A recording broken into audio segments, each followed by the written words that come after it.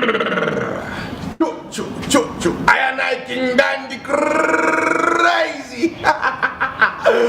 Wow. You're watching MD90. Subscribe to YouTube channel. Nishiu.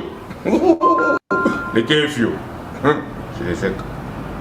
Well, the 2026 campaigns seems to have started, and it seems like the Kawata Member of Parliament is utilizing the president's leverage before he becomes busy.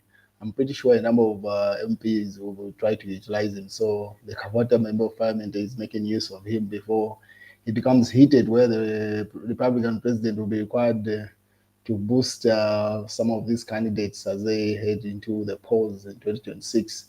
So they put up this notice 13th January in the United Party for National Development, Kawata constituency, as the host of the youth mobilization rally dated for 30th March 2025.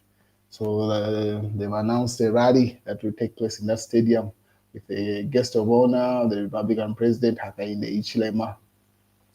Let's wait and see how that plays out. I'm pretty sure the opposition will also want to hold their own versions if they are allowed. What is the Electoral Commission of Zambia, which is the ECZ, has awarded the contract for the 2026 ballot papers to a UAE, United Arab Emirates firm.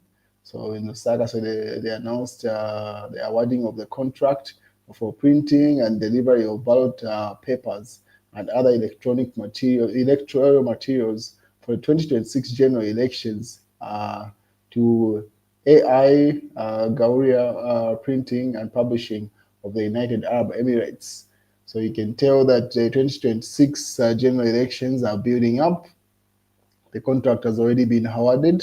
It was announced by the ECZ CEO. That was a press brief that was held earlier on today. So speech by Electoral Commissioner of Zambia, ECZ, Mr. Brown Kasaro, doing a media briefing with regard to the 2026 general elections. So you can see the mood is about to get more political as we head towards that, because everything seems to be pointing in that direction. This was reported in the Daily Nation. Say United Nations sanctions Zambia for rights violation. So this was put up, and then a rebuttal was put up by the UPND and different sections of the society. It says Hakainde has not rejected Pop's offer on Zambia's debt cancellation massacre. That's a response from the State House. So this headline that was put up in the Daily Nation: due to the widespread human rights abuses, what an arrest! What an arrest of opposition members.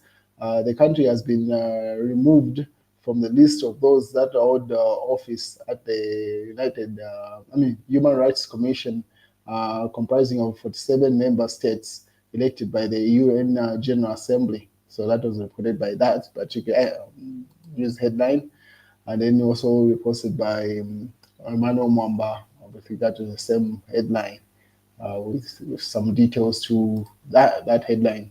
Then the UPND responded. They say it is fake news, pretty much rebattling to Emmanuel Mwamba's post, say shameless propaganda, and then referring to also the newspaper headline there. And then the UPND went further to put up this letter that was alleged to have come from the United Nations. So the UPND say Daily Nation story on Zambia being blacklisted from the UNHCR, inaccurate and misleading UN. So the response that the UPND had put up was with a headed paper coming from the United Nations, says for immediate release. Comment on the Daily Nation newspaper story: UN sanctions Zambia for human rights violation.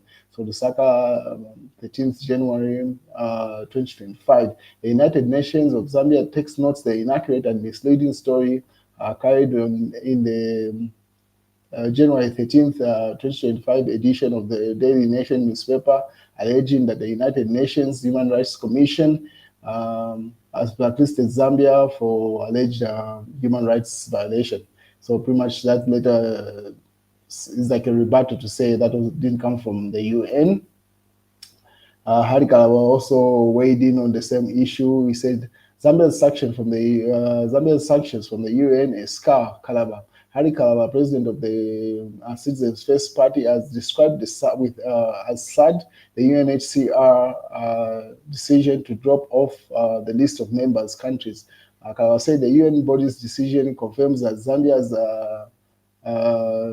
is staggering on the brink of becoming a parish state in the eye of the international community, or a para in the international community. He goes further to describe the situation there.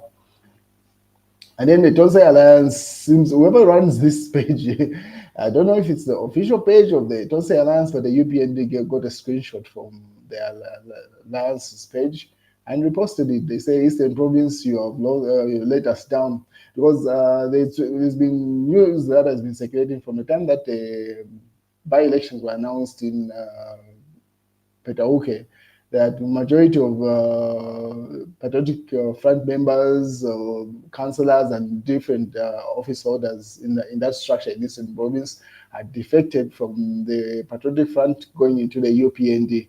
And considering that the Tonsai Alliance is pretty much like the Patriotic Front Alliance, so I don't know if that's their official page, but they've been crying on that particular page. So the UPND has been having a field day with that. So Wadila Tonsai Alliance, and then they laugh it off with that screenshot. So I don't know if that's the official page for the Tonsai Alliance, but you can see the United Party for National Development have shared that screenshot. They say next to dismantle PF in Pambeshe constituency. So they say with the success of the dismantling of the PF in Petauke, because if you know, it's alleged to say even the people that had helped JJ Banda to run and win the elections in 2021 are now working with a UPND candidate, including the the headman that was central to JJ Banda's winning a number of votes, has also moved to the UPND. So they say with that success, they're going to replicate the same situation in Pambashe, so they can carry both these by-elections that are coming up in a few days. And then Smart Eagles is doing a count, so there are 574 days remaining until 12th August 2026.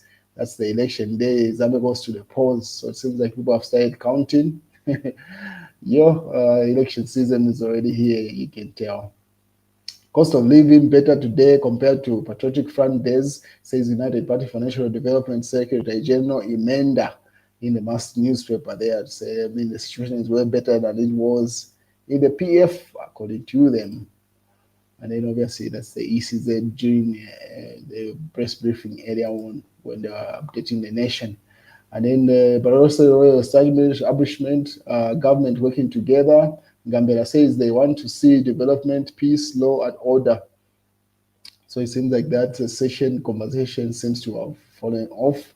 And now the Barroso royal establishment, which is pretty much Western Province, is working with the current government in delivering development.